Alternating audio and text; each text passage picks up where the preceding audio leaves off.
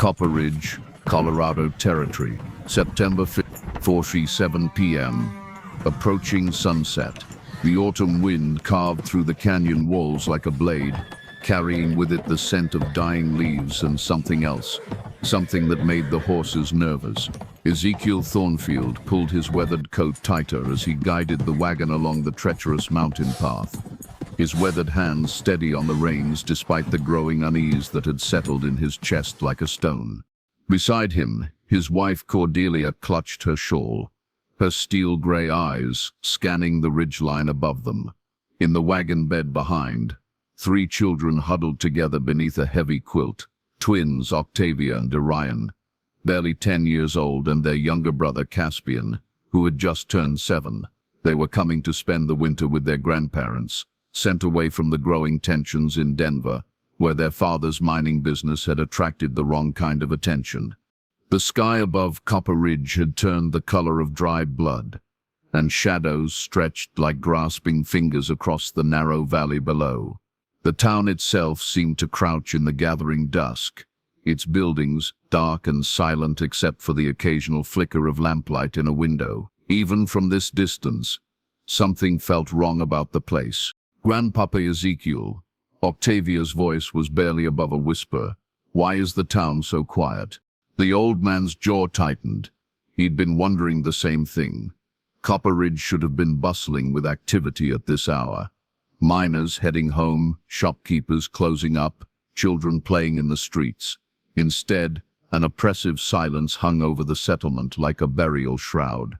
Maybe folks are just having their supper early tonight, Cordelia said, but her voice lacked conviction. She'd noticed it too, the absence of smoke from most chimneys, the empty corrals, the way even the dogs seemed to have vanished from the streets. As they descended into the valley, the temperature dropped noticeably. Frost was already forming on the wagon's metal fittings, and their breath came out in visible puffs. The children drew closer together, and young Caspian made a small whimpering sound that he tried to muffle in the quilt. The first real sign of trouble came when they passed the Hendricks Ranch on the outskirts of town. The gate hung open, creaking on its hinges, and cattle wandered freely in the yard. Cordelia gasped when she spotted what looked like scattered clothing on the ground near the front porch, but Ezekiel kept the horses moving. Whatever had happened here, stopping to investigate with the children present wasn't an option. "Stay down," he murmured to his grandchildren. "Keep your heads under that quilt until I tell you otherwise." The main street of Copper Ridge stretched before them like a tunnel into hell. Storefronts stood with their doors ajar, merchandise scattered on the wooden sidewalks. The Silver Dollar Saloon, which should have been alive with raucous laughter and piano music, sat dark and silent.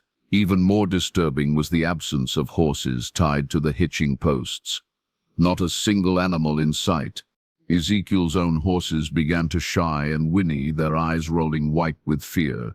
He had to fight to keep them moving forward, toward the small house at the end of the street, where he and Cordelia had lived for the past 15 years. The house where they'd planned to spend a peaceful winter with their grandchildren, reading stories by the fire and teaching them the skills they'd need to survive in this harsh country. That dream was dying with each step the horses took. "Ezekiel," Cordelia breathed, pointing toward the general store. The front window was spider-webbed with cracks, and dark stains marked the wooden steps leading to the entrance. "Dear God, what's happened here?" He didn't answer because he didn't have an answer.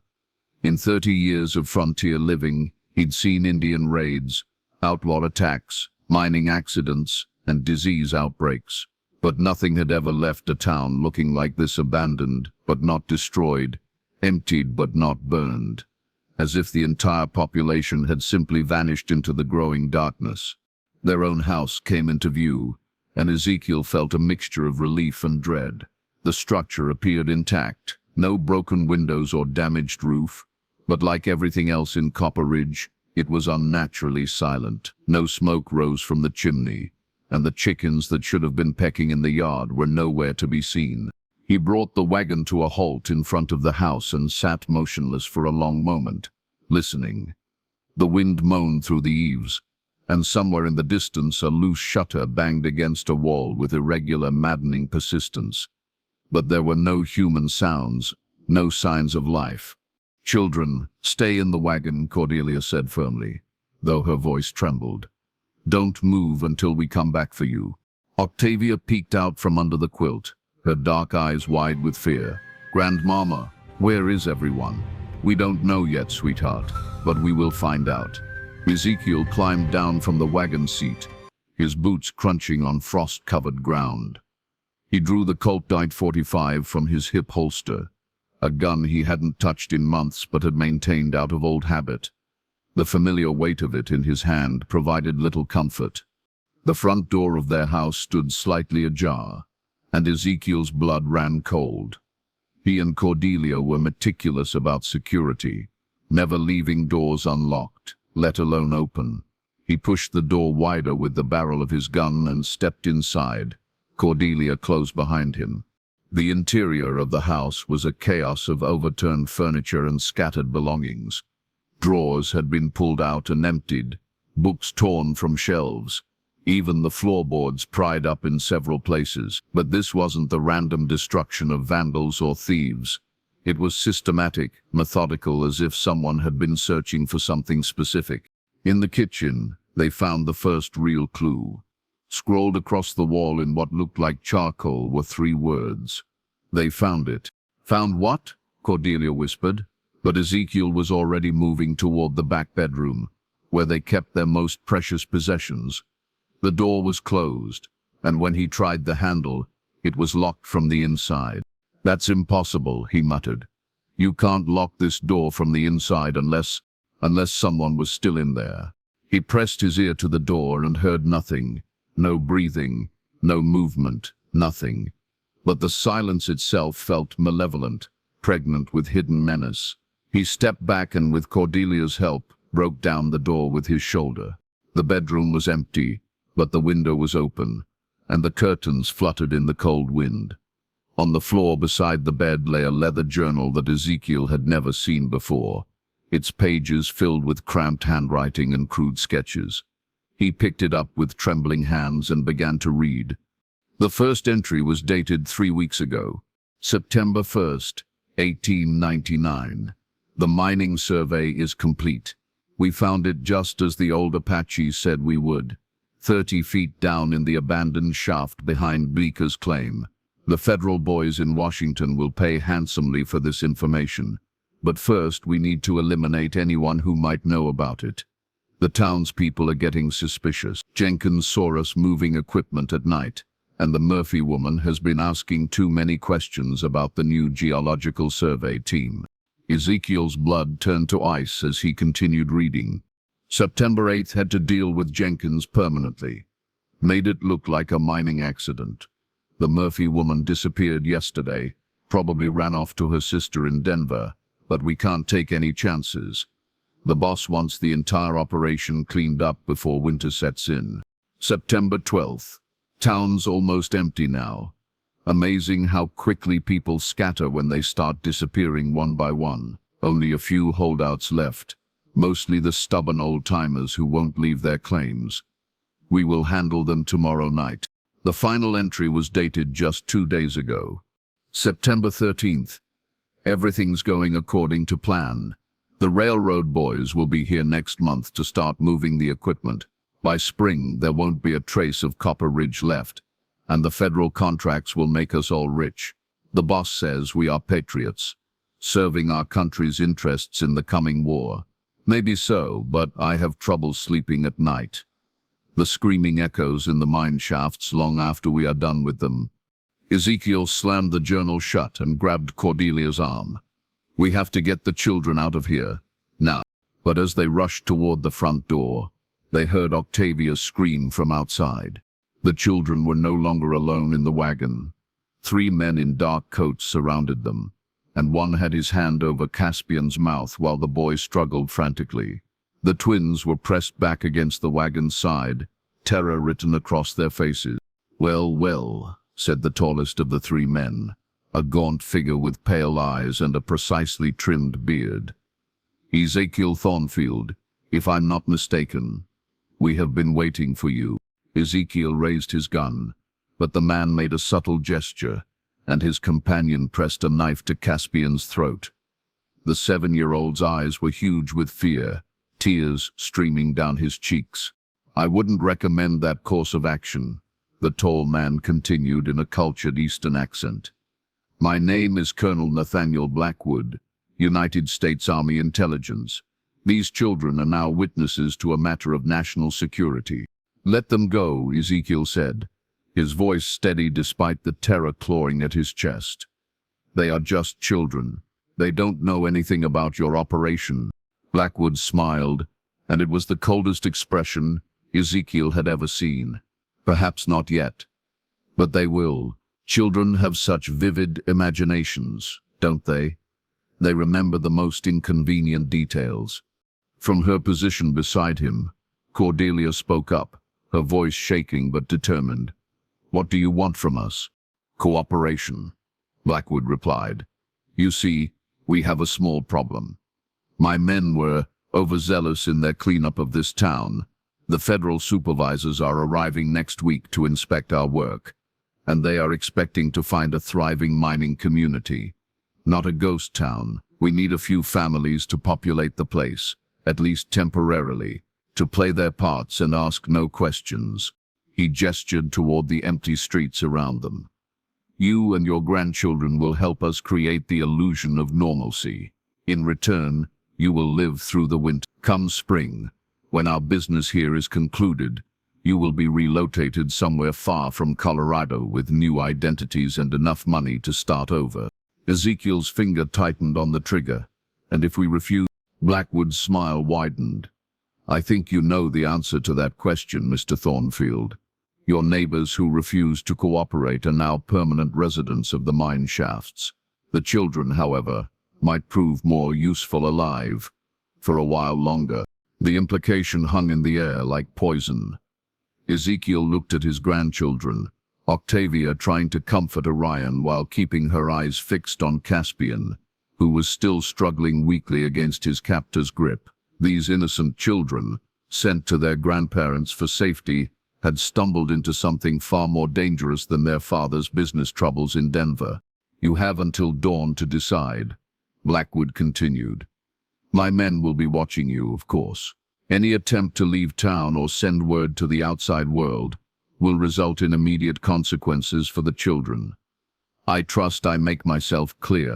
He signaled to his men, and they released Caspian, who immediately ran to Cordelia and buried his face in her skirts. The 3 men melted into the shadows between buildings, but Ezekiel knew they were still there, still watching. As the family huddled together in the growing darkness, Octavia whispered, "Grandpapa, are we going to die here?" Ezekiel gathered all 3 children close, feeling the weight of their trust and his own helplessness. "No, little one, I promise you that." But even as he spoke the words, he wondered if it was a promise he could keep. Around them, Copper Ridge continued its silent vigil, a town of ghosts watched over by living monsters, and somewhere in the darkness, Colonel Nathaniel Blackwood and his men waited for dawn and their answer. The wind picked up, howling through the empty streets like the voices of the dead, and frost began to form on the wagon wheels. Winter was coming early to Copper Ridge, and with it a choice that would determine whether the Thornfield family would see another spring. That night, huddled together in their violated home, none of them could sleep. Every creak of the house settling, every whisper of wind through broken windows, might herald the approach of Blackwood's men. Ezekiel sat by the window with his gun across his knees, watching the empty street for movement while Cordelia tried to comfort the children. But comfort was a luxury none of them could afford. They were prisoners now in their own home, players in a deadly game whose rules they didn't understand and whose outcome seemed predetermined. The only question was how long they could survive in a town where the dead outnumbered the living, and where the living were more dangerous than any ghost. As the hours crawled by toward dawn, Ezekiel began to formulate a desperate plan. But success would require not just courage and cunning. It would require the kind of luck that seemed to have abandoned Copper Ridge along with its people, Outside, the wind continued to howl, carrying with it the promise of snow and the whisper of ancient secrets buried deep in the Colorado mountains, secrets that powerful men would kill to protect, and that 3 innocent children had stumbled into by the cruel twist of fate that had brought them to their grandparents' house on the worst possible night in the worst possible year. The game was set. The players were in position, and somewhere in the darkness, death was keeping score. Copper Ridge, Colorado Territory, September 16, 5:23 a.m. Dawn. The first pale light of dawn crept across the mountains like a reluctant witness, revealing the frost-covered desolation of Copper Ridge in all its terrible clarity. Ezekiel Thornfield hadn't slept a moment during the long night, his weathered hands never leaving the grip of his Colt 45, as he watched the empty street for signs of Blackwood's men. Behind him, Cordelia had finally managed to coax the children into an uneasy sleep, their small bodies huddled together on the torn mattress like survivors of a shipwreck. But even in sleep, Caspian whimpered and twitched, and Octavia's face was etched with lines of worry that no 10-year-old should ever wear. As the sky lightened, Ezekiel made his decision.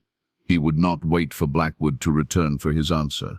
The journal had revealed enough about the conspiracy to know that cooperation meant only a slower death, and he'd be damned if he'd let these children become pawns in whatever twisted game the government was playing.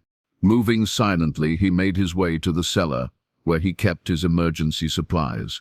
Hidden beneath loose floorboards was a cache he'd prepared years ago during the worst of the Indian troubles: dried food, ammunition, warm clothing, and most importantly, a detailed map of the old mining tunnels that honeycombed the mountains around Copper Ridge. If memory served, there was an abandoned shaft that connected to a natural cave system leading to the valley beyond Eagle's Peak. It would be a treacherous journey with 3 young children, especially with winter closing in, but it was their only chance. As he gathered supplies, a sound from upstairs made him freeze. Footsteps on the front porch. Deliberate and confident, Blackwood had returned for his answer. Ezekiel crept up the cellar stairs and peered through a crack in the kitchen door. The colonel stood in their front room as if he owned it, examining the damaged furniture with casual interest. 2 of his men flanked him, and Ezekiel could see at least 3 more shadows moving past the windows. "Mr. Thornfield," Blackwood called out pleasantly. "I know you are awake. Dawn has arrived, and I believe we had an appointment to discuss your decision." Cordelia reappeared in the bedroom doorway, her face pale but determined. She'd managed to wake and dress the children without making a sound, and Ezekiel could see them peering around her skirts with wide, frightened eyes. "We will need more time to consider," Cordelia said, her voice steady despite the terror in her eyes. Blackwood laughed, a sound like breaking glass. "I'm afraid time is a luxury we can no longer afford, Mrs. Thornfield. You see, I received a telegram during the night. My superiors have moved up the timeline. The federal inspection team arrives this afternoon, not next week." He began walking around the room, picking up family photographs and examining them with mocking interest. "They will be expecting to find a thriving community, complete with happy families going about their daily business. You and your grandchildren will play the parts of the surviving residents." He left the threat unfinished, but his meaning was clear. From his hiding place, Ezekiel watched as one of Blackwood's men, a scarred brute with dead eyes, moved closer to where the children stood. The man's hand rested on the knife at his belt, and his intention was unmistakable. Ezekiel made his choice. He burst from the cellar with his gun drawn, firing twice before anyone could react. The scarred man dropped with a bullet in his chest, and the second shot shattered the window behind Blackwood's head. But before Ezekiel could fire again, the remaining men had their weapons out, and the room erupted in chaos. "The cellar," Ezekiel shouted to Cordelia. "Get them to the cellar." Cordelia grabbed the children and rushed them toward the kitchen as bullets splintered the wooden walls around them. Octavia screamed as a shot passed inches from her head, but she kept moving, helping to push her younger brothers toward safety. Ezekiel dove behind an overturned table as Blackwood's men returned fire. Splinters and dust filled the air, and he could hear Blackwood shouting orders above the gunfire. Take them alive if possible, but kill the old man. Another volley of shots peppered the table, and Ezekiel knew his cover wouldn't last much longer. But he'd bought Cordelia and the children precious seconds.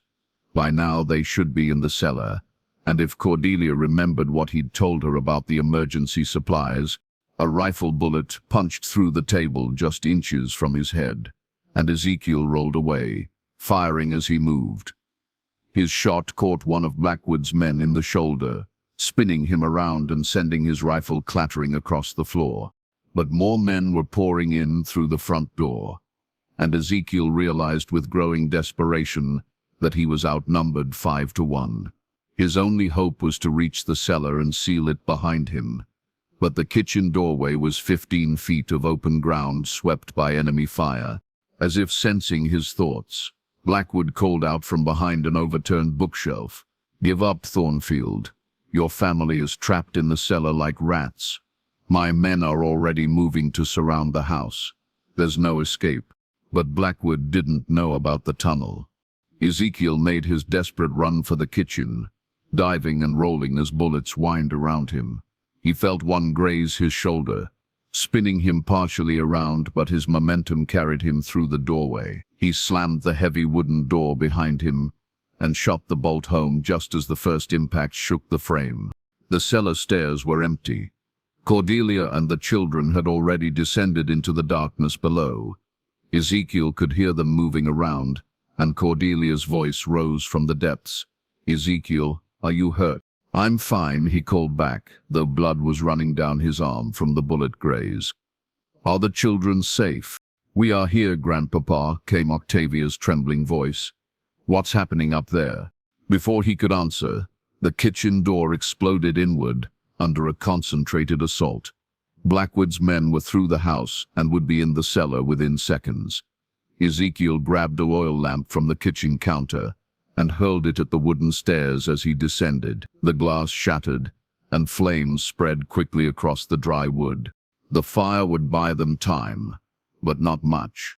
In the cellar, Cordelia had found his emergency supplies and was already distributing warm coats to the children.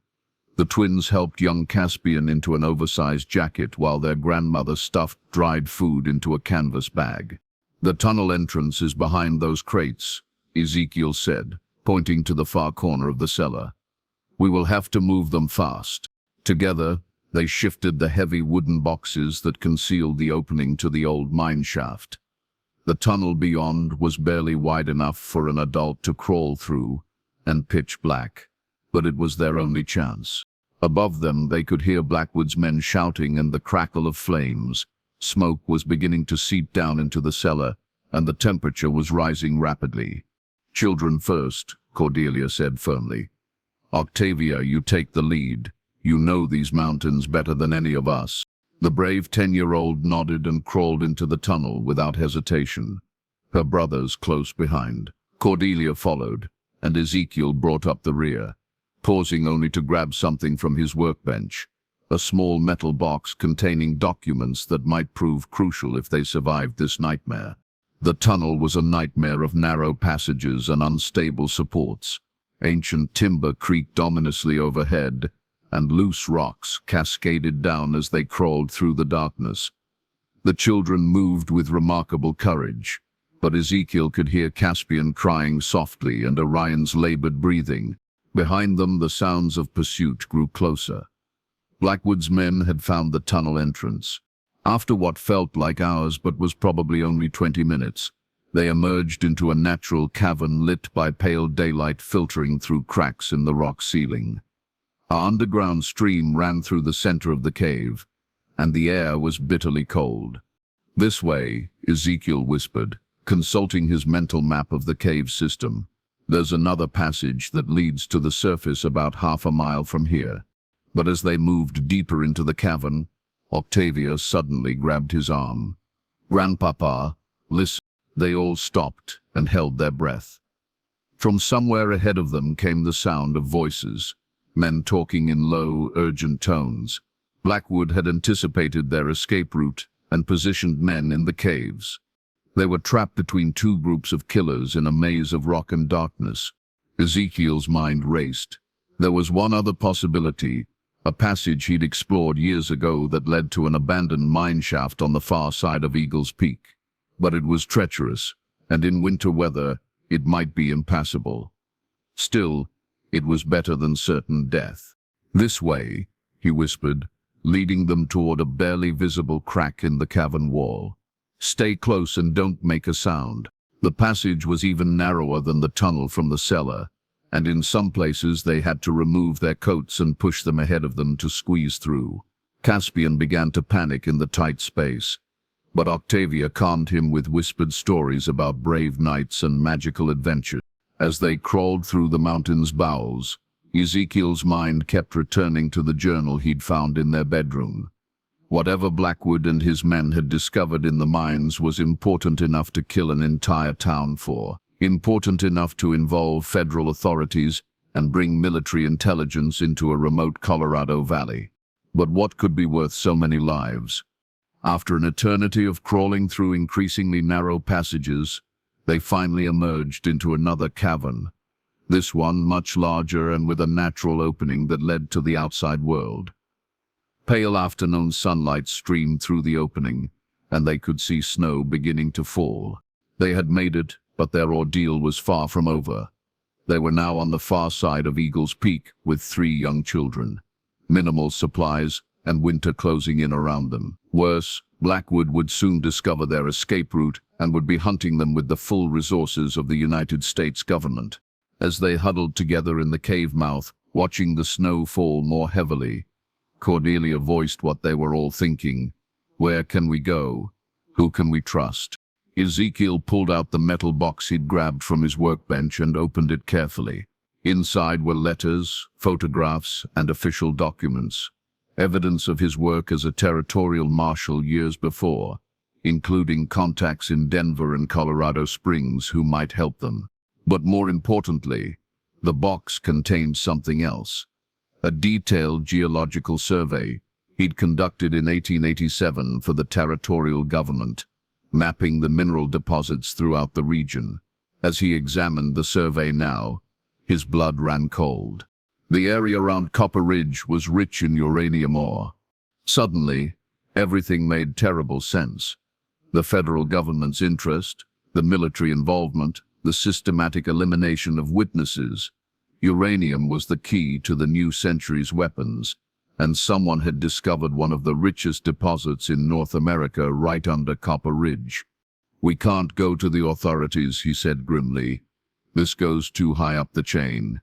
Blackwood mentioned federal contracts and serving the country's interests in a coming war. If the government is willing to massacre an entire town for this secret, they won't hesitate to kill 3 children and 2 old people. Octavia looked up at him with eyes that seemed far too old for her face. "Then what do we do, Grandpapa?" Before he could answer, they heard the distant sound of dogs barking, tracking hounds, getting closer. Blackwood had brought in professional hunters. Ezekiel made a decision that would haunt him for the rest of his life. He took out a pencil and began writing on the back of one of his official documents, a detailed account of everything they'd witnessed, everything they'd learnt about the conspiracy. When he finished, he sealed the document in a waterproof pouch and handed it to Octavia. "If something happens to your grandmother and me," he said quietly, "you hide this somewhere safe, somewhere no one will think to look. And when you are older, when you are strong enough, you find someone who can help you tell the world what really happened here." Tears streamed down Octavia's face, but she nodded and tucked the pouch inside her coat.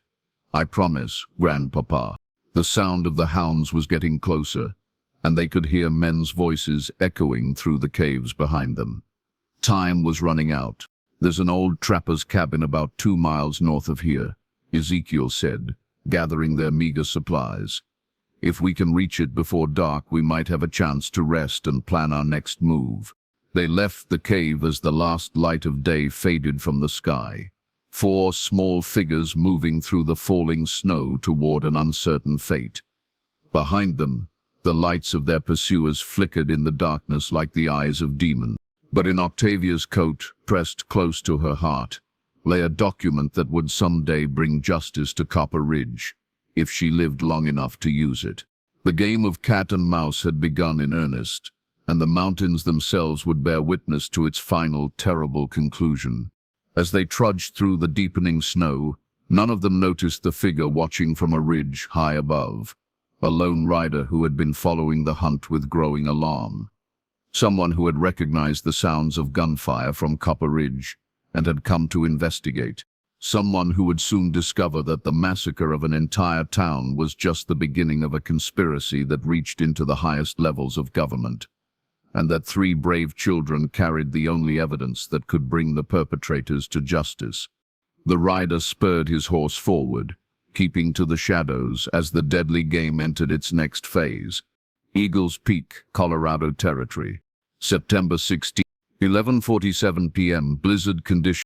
The abandoned trapper's cabin emerged from the swirling snow like a phantom from a nightmare. Its log walls were weather-beaten, and the roof sagged dangerously. But to the exhausted Thornfield family, it represented salvation. They had been struggling through the blizzard for hours, with young Caspian barely conscious from cold and exhaustion. Ezekiel forced open the warped wooden door, and they stumbled into the single-room shelter. The air inside was frigid, but at least they were protected from the wind that howled like banshees across the mountain peaks. Cordelia immediately began wrapping the children in every piece of cloth they could find while Ezekiel searched for materials to start a fire. "No fire," came a voice from the darkness near the back wall. "They will see the smoke." The family froze as a figure stepped into the pale moonlight filtering through a broken window. It was a man in his 30s, tall and lean, with intelligent eyes and the weathered look of someone who spent his life in the mountains. But what caught Ezekiel's attention was the badge pinned to his coat, a silver star that identified him as a Deputy United States Marshal. "Name's Wesley Blackthorne," the man said quietly. "I have been tracking Colonel Blackwood's operation for 3 months." Ezekiel kept his gun trained on the stranger. "If you are working with them, I'm not." Blackthorne moved slowly, keeping his hands visible. "I'm working for a congressional committee investigating illegal military operations in the territories. We suspected something was happening in Copper Ridge, but we had no idea of the scope until tonight." He gestured toward the children huddled against Cordelia. "I watched from the ridge as you escaped through the caves. Saw Blackwood's men hunting you with dogs. Whatever you witnessed down there, it's big enough that they are willing to kill an entire family to keep it quiet." Octavia looked up from where she was comforting Caspian. "They killed everyone in town. Everyone." Blackthorne's jaw tightened. "I suspected as much. How many people lived in Copper Ridge?" "Nearly 200, Cordelia whispered. "Families, children, old folks who'd been there since the early days. All gone." The marshal was quiet for a long moment, the weight of mass murder settling over the cabin like a shroud. Then he spoke with grim determination. "We are going to stop them. But first, we need to get you to safety." From outside came the distant howling of tracking hounds, growing closer despite the storm. Blackwood's men were still hunting, and the cabin's shelter was only temporary. "There's an old mining road about a mile west of here," Blackthorne said. "Leads down to a telegraph station at Willow Creek. If we can reach it, I can get word to my superiors in Washington." Ezekiel shook his head. "You don't understand. This goes higher than you think." Blackwood mentioned federal contracts and serving the country's interests. "Your superiors might be the ones giving the orders." "Then we go to the newspapers," Blackthorne replied. "The Denver Post, the Rocky Mountain News. Someone will listen." But even as he spoke, they all heard the sound that chilled them to the bone. The baying of hounds had stopped. The dogs had found their scent. Blackthorne moved to the window and peered out into the swirling snow. "They are surrounding the cabin. At least a dozen men, maybe more." He turned back to the family. "Is there another way out?" Ezekiel pointed to a narrow opening at the back of the cabin. "Root cellar. It connects to an old mine shaft, but it's partially collapsed. Might be possible for the children, but not for adults.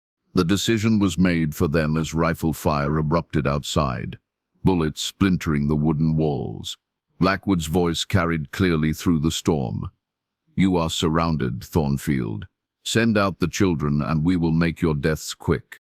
"Like hell," Ezekiel muttered, returning fire through a gap in the logs. In the chaos that followed, Blackthorn made a decision that would haunt him for years to come.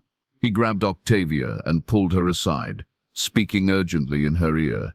"Listen to me carefully. You are going to take your brothers through that root cellar, and keep going no matter what happens up here.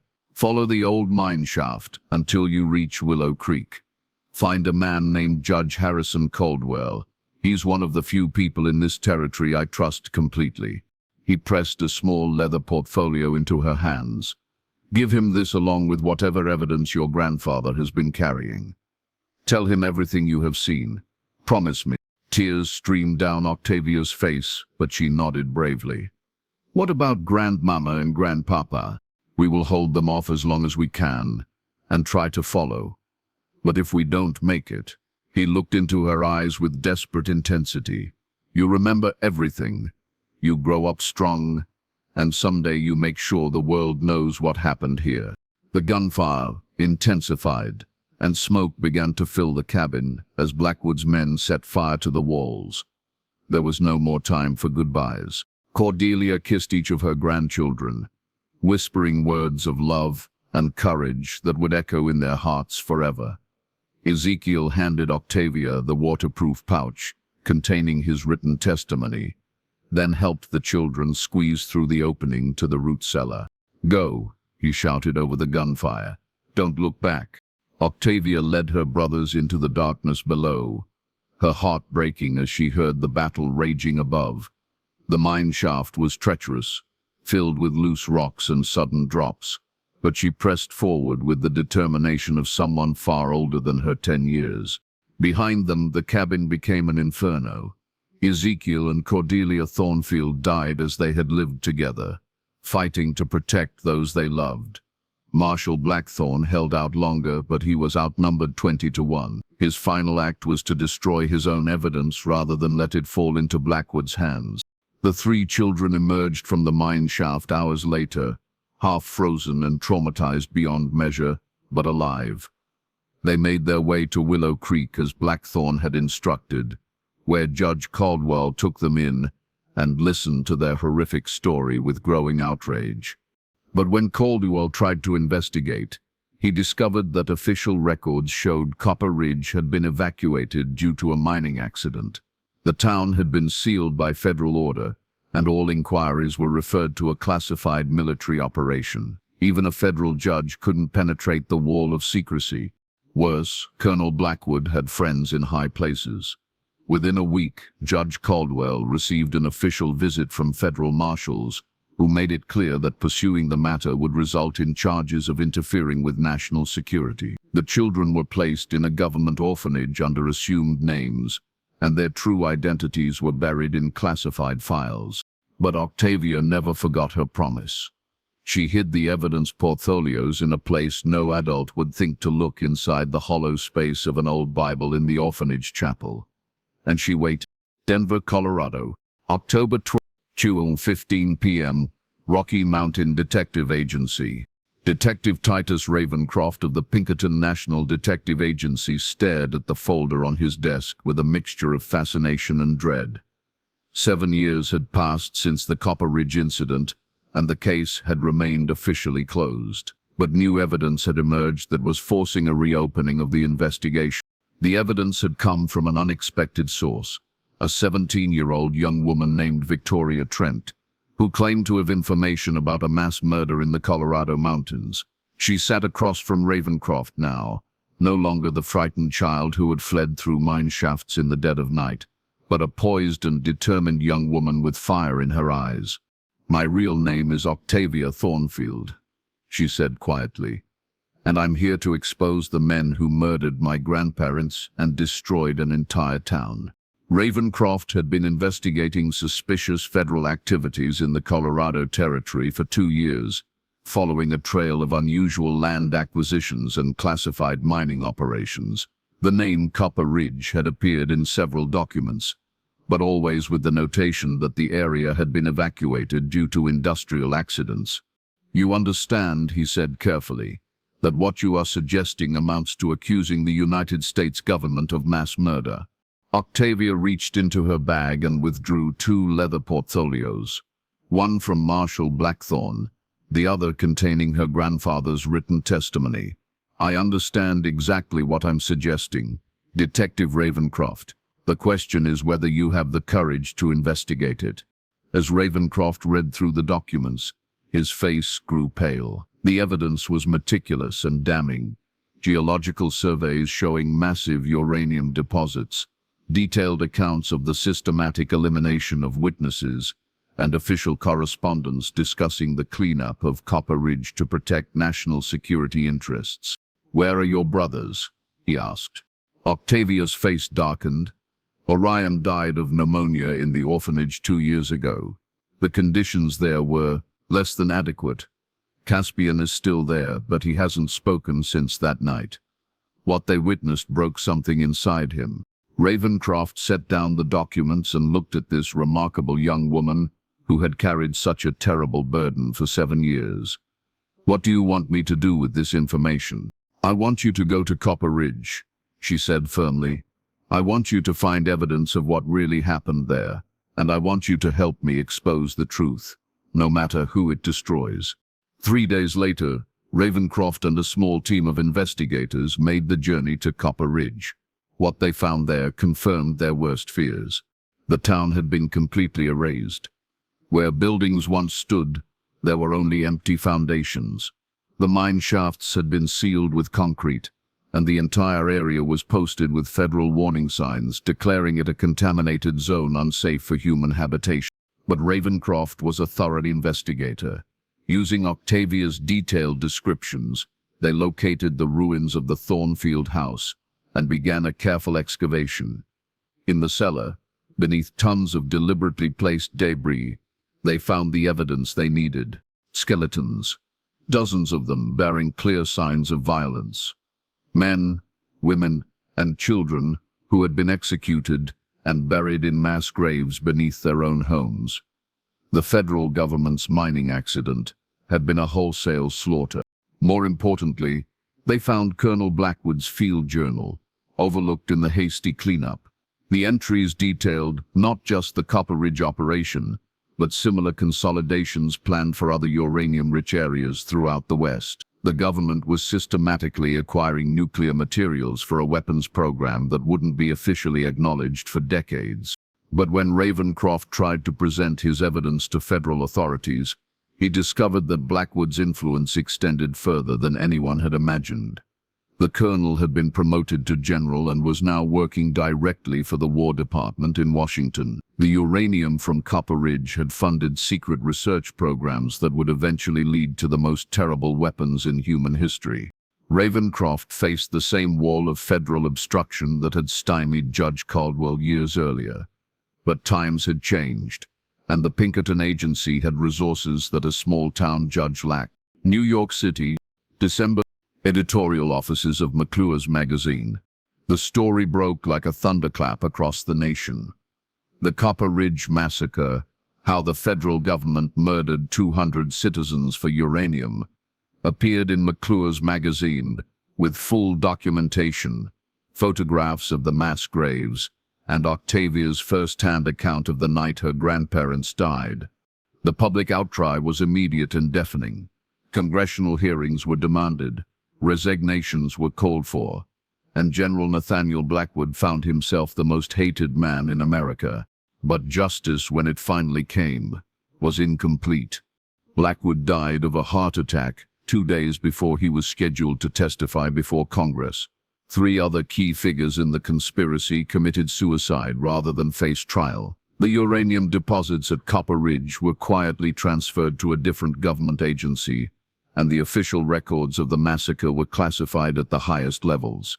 The families of the Copper Ridge victims received financial compensation, but they also received explicit warnings about discussing the case publicly. The government acknowledged that regrettable excesses had occurred during a classified operation, but maintained that the uranium program was essential to national security.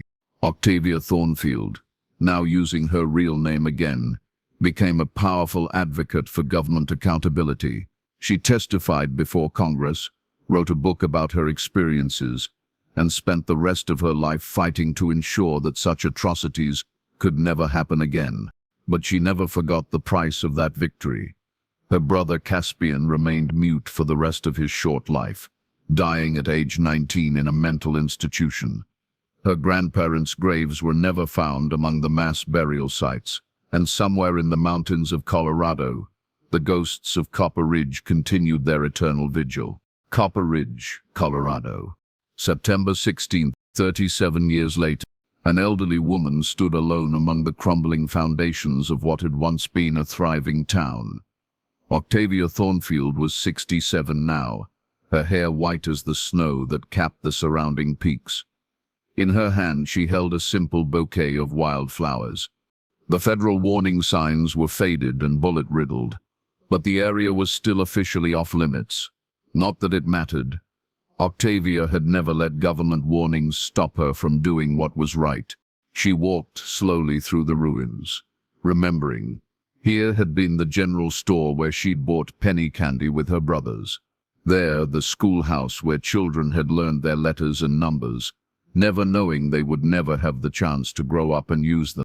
At the site where her grandparents' house had stood, she knelt and placed the flowers on the ground. The cellar had been filled in long ago, but she knew this was the place where two brave people had made their final stand against tyranny. "I kept my promise, Grandpapa," she whispered to the wind. "The world knows what happened here. It wasn't enough to bring them all to justice, but it was something." As the sun set behind Eagle's Peak, painting the sky the color of blood, Octavia Thornfield said goodbye to Copper Ridge for the last time. She had fought the good fight, exposed the truth, and honored the memory of those who had died. But as she walked away from the ruins, she couldn't shake the feeling that somewhere in the shadows of government power, new conspiracies were being born. The uranium from Copper Ridge had helped create weapons that could destroy entire cities, and the men who ordered such destruction slept peacefully in their beds, convinced they were patriots serving their country's interests. The game of power and secrecy would continue, played by new players with new stakes. And somewhere other innocent families would pay the price for decisions made by men who never had to face the consequences of their actions. In the distance, a coyote howled across the empty valley where Copper Ridge once stood. It was a lonely sound, echoing off the canyon walls like the voices of the dead. But they were not forgotten. Their story had been told, their sacrifice acknowledged, their truth preserved for future generations who would face their own choice between convenience and conscience, between safety and justice. The wind picked up, scattering the wildflowers across the ruins, and Octavia Thornfield walked into the gathering darkness, carrying with her the memories of a town that died for uranium, and the knowledge that its ghosts would never truly rest until the last secret was revealed and the last lie exposed. The Copper Ridge mystery was solved, but the price of that solution would echo through history, a reminder that in the pursuit of power, the innocent always pay the highest cost. And in the Colorado mountains, where the wind never stops blowing and the snow never fully melts, the ruins of Copper Ridge remain as a monument to the courage of those who refuse to let truth die with its witnesses.